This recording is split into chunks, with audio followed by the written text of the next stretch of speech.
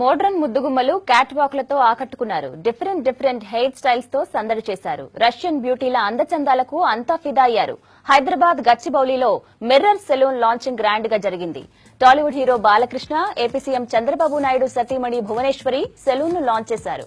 Young హీరోలు నిఖిల్, రాజ్ తరుణ్లు, heroine Sanjana, Ali, ఇతర సెలబ్రిటీలతో ఈవెంట్ కలర్ఫుల్ గా సాగింది.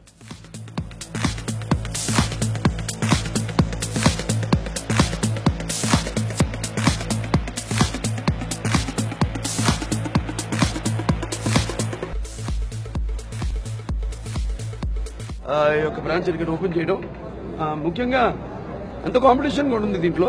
చూస్తున్నాం మనం ఇప్పుడు ఆర్థిక పరిస్థితి ఒక పర్ క్యాపిటల్ ఇన్కమ్ పెరిగేసరికి మనిషి కూడా ఖర్చు కూడా దాంట్లో ఒక భాగంగా ఈ యొక్క సౌందర్య పోషణ దీని గురించి కూడా ప్రత్యేకమైన శ్రద్ధ చూపిస్తున్నారు. అలాగే ఇక్కడ మిర్రర్స్ విజయలక్ష్మి గారు అందరు కావాల్సిన వారు మా కుటుంబంలో ఒక సభ్యురాలు అంటే ఆవిడ ఆఫీస్కి వెళ్ళినా కూడా ఎక్కడికి వెళ్ళినా కూడా ఏ ఉద్యోగం చేస్తున్నా కూడా ఆడవాళ్ళకి ఒక ప్రెజెంటేషన్ అనేది లేకపోతే ఆడ కానీ మగ కానీ ఎవరైనా కానివ్వండి అనేది చాలా important. All the best Vijay ఆయనతో కష్టపడి మిర్రర్స్ సో ఇలాగా ఎన్నో మిర్రర్స్ దాదాపు ఇటు హైదరాబాద్ లో కాకుండా ఆంధ్రప్రదేశ్ లో కూడా ప్లాన్ చేస్తుంది.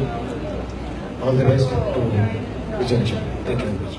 Inauguration of Mirrors branch, and I'm sure it's going to be a huge success because whatever Vijay Lakshmi touches is gold.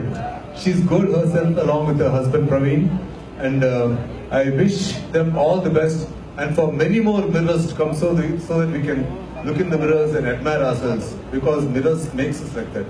It makes us beautiful. It makes us fantastic. It's been one great inspiration for anybody who wants to learn out of a hard-working person. I think she's one such person to look up to. So I hope by the third outlet, ilage 3,000 outlets nunchi ekkuva ravali, not just in Andhra, all over India, all over the globe. I hope from the bottom of my heart. But all the best to Mirrors, and I can say everybody needs luxury styling and hair styling and all that. And it's superb that there are so many stores like this opening up. And we choose it's like a 5-star hotel. So you get top class luxuries and pamper yourself.